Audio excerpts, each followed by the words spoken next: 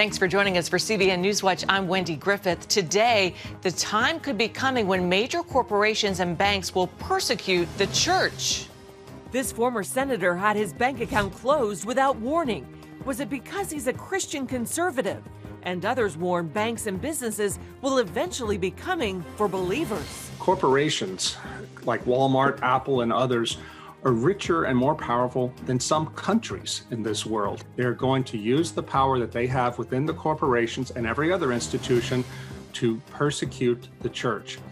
People think I'm radical for saying this sort of thing, but I'm telling you, it's coming. We'll look at what happened to the head of the National Committee for Religious Freedom and how he's fighting back. A growing tragedy for U.S. border agents. The crisis is so difficult. We've seen the highest number of suicides among agents in more than a decade. These aren't statistics. These aren't numbers on a paper. These are real people. Now, a bipartisan group in Congress is working to offer a solution. How Republicans have blasted President Biden's plan to have the Veterans Administration offer abortions to veterans in some cases. And I believe it is not only immoral, but it is also illegal. We'll look at the administration's move and the backlash against it. And a new film based on a true story tells the story of how a Texas mom and her son brought hope and help to the homeless. As one night he asked her a simple question. Well, Mom, what about all those other people? All those other people we saw when we were driving around. Are they warm? Oh, wow. We'll bring you the story of the movie 5,000 Blankets. These stories and more today on CBN Newswatch. This is CBN Newswatch. Good morning. Well, we begin with an important term you may have never heard of, but it could affect you. It's called getting debanked. That's when big banks cancel the accounts of organizations they don't want to do business with. Conservatives and faith groups can be chased away. Former U.S. Senator and Ambassador Sam Brownback wonders if that's what happened to his organization dedicated to protecting religious freedom. Dale Hurd brings us the story. When the National Committee for Religious Freedom, headed by former U.S. Senator and Religious Freedom Ambassador Sam Brownback, needed a bank account, they went to J.P. Morgan Chase. After only a few weeks, they learned their account had been closed. I went in to make a deposit at a branch here in Kansas about 3 or 4 weeks after we'd opened up the account, I think. And the teller there said, that account's been closed. I go, what? I said, yeah, it's that account's been closed. Your funds will be being sent to you in a couple of weeks. And then later they came back and said, well, if you'll disclose who gives more than 10% of your funds to you and your criteria for supporting candidates as a 501c4, we'll consider reopening up the account. Brownback says he received an apology letter, but still doesn't know why the bank made the decision. We want some real answers as to why this happened. And normally what I found is that most people just kind of slink away and just, okay, I got debanked or I got deplatformed, I'll go do something else or I'll find another way. And we thought that's the very reason we exist. The National Committee for Religious Freedom is so you can have a free exercise, which includes public or private and should include your commercial transactions too. CBN News contacted J.P. Morgan Chase about the incident, and they assured us that they would never discontinue a relationship because of a religious or political affiliation. And we didn't with this client. We're not proud of how we handled communicating with this client about what we needed from them and have apologized verbally and in writing. And while J.P. Morgan Chase didn't give us a reason for the account closure, they did say we are required by anti-money laundering laws to conduct customer due diligence. Wondering whether it was discrimination, the National Committee for Religious Freedom has started a website called Chased Away, encouraging people of faith to come forward if they've been denied service by a company or a bank. It also tells me we need to get people of faith in the boardroom. I think we need to start campaigns to get a person of faith on every major corporate board in America. Used to be companies only wanted your business. These days, they may not, if they think you believe in the wrong things. Since the 2020 election, banks and corporations have denied service to some Trump supporters. And Christian employees continue to be fired for speaking out about their beliefs at work. This year, the Canadian government weaponized its financial system against citizens protesting COVID-19 restrictions, freezing their bank accounts. Banking law expert Nicholas Anthony believes American banks could do the same thing. Banks have really a ton of power that people don't realize to shut down accounts, to freeze accounts, and upholding them for really any number of reasons. And worse yet, it could really be for any reason, and we don't get to understand why, because there's many cases in which they're prohibited by law from saying what actually happened. Earlier this year, Republicans warned banks to stop taking liberal positions on social and cultural issues. I'd heard of this happening to literally dozens of groups. I've had other people tell me that they got debanked, or this insurance company denied them, or this happened to this group. Journalist Rod Dreher, author of Live Not by Lies, warns that increasing numbers of companies care more about their stands on social issues than the bottom line. And he says Christians will be the victims. Corporations like Walmart, Apple, and others are richer and more powerful than some countries in this world. They're going to use the power that they have within the corporations and every other institution to persecute the church. People think I'm radical for saying this sort of thing, but I'm telling you, it's coming. Dale Hurd, CBN News. Thanks, Dale. We're coming up. Death at the southern border. And it's not just illegal immigrants who die coming into the country. It's the growing problem of U.S. border agents committing suicide. The numbers reaching the highest level in more than a decade. We'll tell you what's happening and what some in Congress are trying to do about it, along with other top stories today when we come back.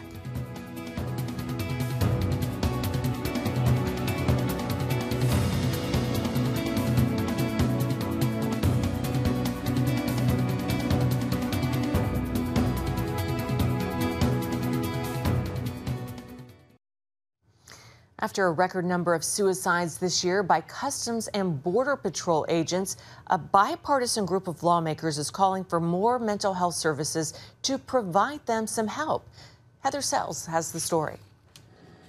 Customs and Border Patrol report 14 suicides this year, the highest number in more than 10 years. These aren't statistics. These aren't numbers on a paper. These are real people. Representative Tony Gonzalez and a bipartisan group of lawmakers want to end this trend, and they believe mental health services is the best solution. Border security is not a Republican or a Democratic issue. It is an issue that affects all Americans. These things that they are seeing, what they've been exposed to, 100% has an impact on you. Wednesday, the lawmakers said stress on the job contributes to agents' poor mental health. They're asking Congress to pass a plan that would allow law enforcement to ask for help without penalty. Border Patrol Union President Brandon Judd said most agents have a real reason to fear seeking out services. The thing that we constantly hear is that I don't want to come to the agency and let them know, because I'm going to lose pay, I'm going to lose my law enforcement authority, and everybody is going to know what's going on. The plan also calls for counselors who have experience with law enforcement. There is a special need for mental health services by people who understand the work. And I think that's what's been missing. It can't just be a friendly social worker who does work in the civilian world. It has to be someone with specialized skills who understands the problem set and can have the trust of those officers to confide in them. The stress of law enforcement was on full display Wednesday as Border Patrol announced the death of an agent killed on an all-terrain vehicle while tracking migrants who had illegally crossed in Mission, Texas. That stress could soon increase if Title 42 is indeed lifted, and authorities must process more people coming over. A federal judge has called for Title 42 to expire at the end of this month. Homeland Security predicts it will double the number of migrants crossing the border every day. Heather Sells, CBN News. Thanks, Heather. President Biden has made clear one of his top priorities is to write abortion rights into law after the Supreme Court overturned Roe v. Wade. But because Republicans control the House, Democrats don't have enough votes to pass that law. So the administration is looking for other ways to make abortion available. And one way has been through the Veterans Administration. CBN News White House correspondent Abigail Robertson brings us that story from Washington. The Department of Veterans Affairs recently announced a new rule allowing for abortion counseling and, in some cases, abortion procedures for pregnant veterans and their beneficiaries, a move pro-life Republicans strongly oppose. And I believe it is not only immoral, but it is also illegal. As part of the rule change, the VA now provides abortions when the life or health of the mother is in danger, or when the pregnancy is the result of rape or incest. Congressman Mike Bost, ranking member of the Veterans Affairs Committee, argues the VA is not allowed to do this. Congress prohibited VA providing abortions in 1992. Congress has never repealed that prohibition. Others add that this isn't even necessary. Every single state law before, during, and after Roe allows exceptions for medical emergencies. Women are able to obtain care as needed. We, even at Human Coalition, will refer clients with ectopic pregnancies and other dire situations straight to the ER for care. And so that portion of it is unnecessary. Chelsea Human from Human Coalition raises other concerns. The portions of it that are really concerning are the fact that they're forcing VA doctors to do abortions, sometimes in contexts that laws do not allow, and even in spite of their own conscience or religious beliefs and values. A move she believes is unconstitutional. Just an absolute violation of the Hyde Amendment that says our taxpayer dollars cannot go towards funding abortion. And the VA is not included in that. And so they're really working every loophole they can find right now. In Alabama, where abortion is prohibited in cases of rape and incest, but allowed when the mother's life is at risk, officials have threatened to punish VA workers who perform the procedure. Human says attorney generals across the country are pursuing legal challenges to the new rule, while the Justice Department says it's prepared to defend VA medical workers providing abortions in states with restrictions. Abigail Robertson, CBN News. Thanks, Abby. Well, a growing number of congregations are leaving the United Methodist Church. Last weekend, 2 regional conferences in Texas approved the requests of 439 churches who asked to leave after disagreeing with the church's leadership over same-sex marriage and the ordination of openly gay pastors. So far, about 546 of the 1,260 churches in Texas are leaving the denomination, according to the Dallas Morning News. Let's see, UMC jurisdictions approved measures so that LGBTQIA plus people will be protected, affirmed, and empowered. The denomination has also elected its second openly gay bishop, and you can find out more about the growing divisions among the United Methodists on CBNnews.com. Still ahead, a new film based on a true story of how a Texas mom and her son brought hope and help to the homeless. And we'll hear from her about her remarkable story right after this.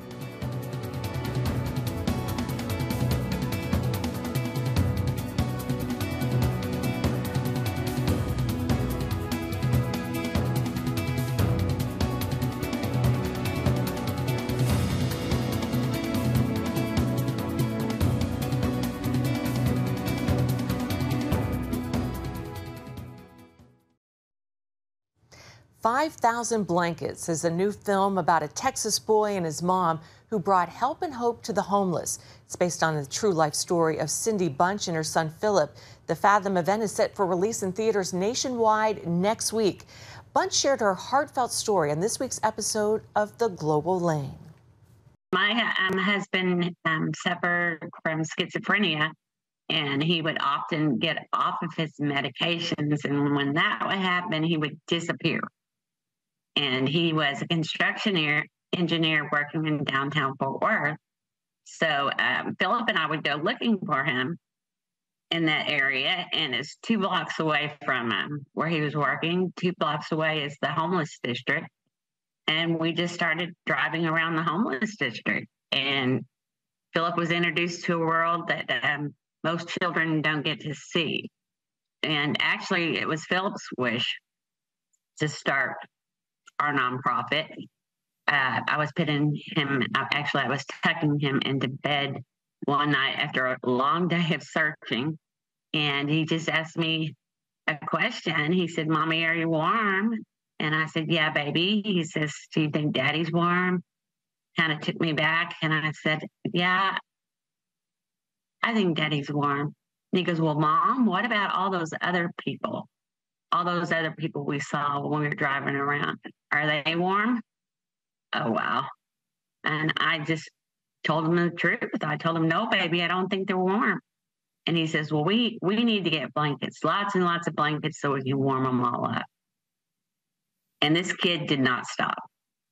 It was day after day after day after day for about 4 days until it finally just hit me that I needed to do something, and I needed to do something quick. And we didn't have any money back then.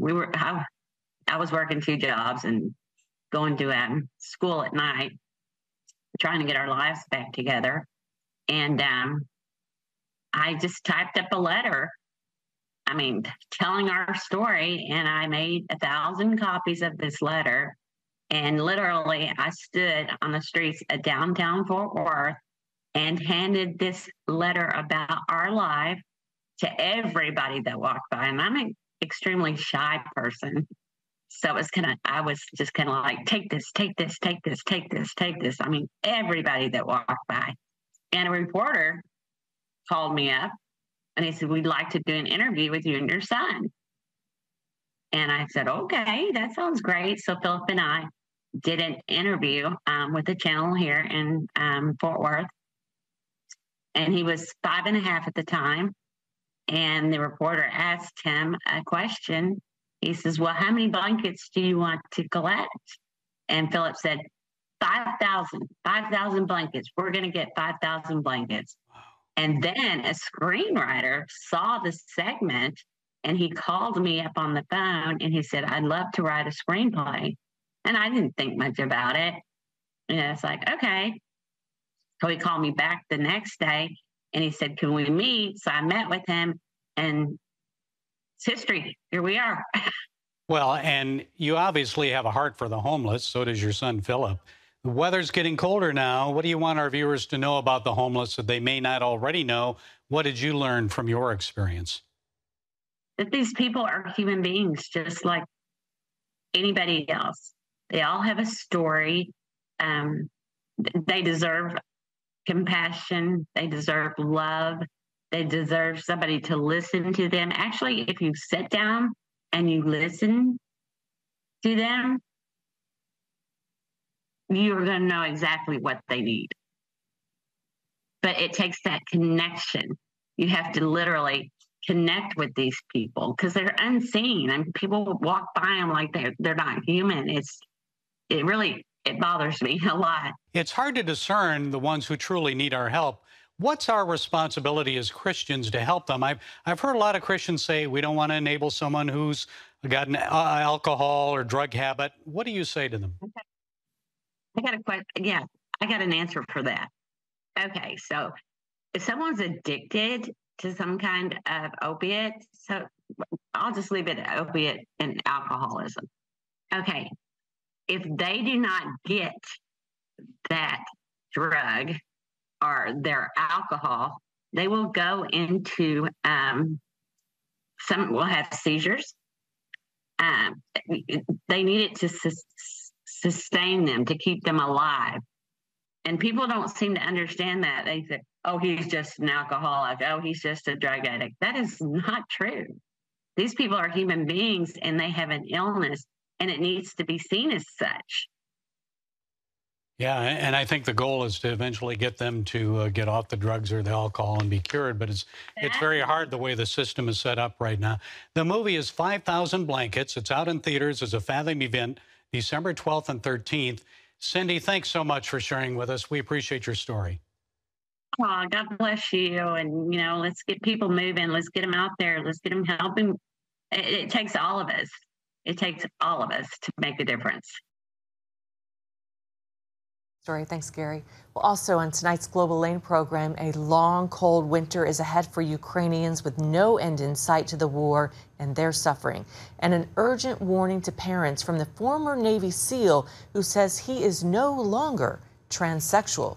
You can see these stories and more on the Global Lane tonight on the CBN News Channel. That's at 8:30 Eastern or on the CBN News app. Coming up, while the war in Ukraine rages on, CBN's Operation Blessing is still on the scene, helping people suffering in the midst of the conflict. And they're doing so by helping keep food on the table in hard-hit areas. We'll bring you that story when we come back. Stay with us. CBN's Operation Blessing is helping keep food on the table for Ukrainians in the midst of a devastating war. Some store shelves have been empty as many food suppliers refuse to deliver to certain areas because of the danger of the war.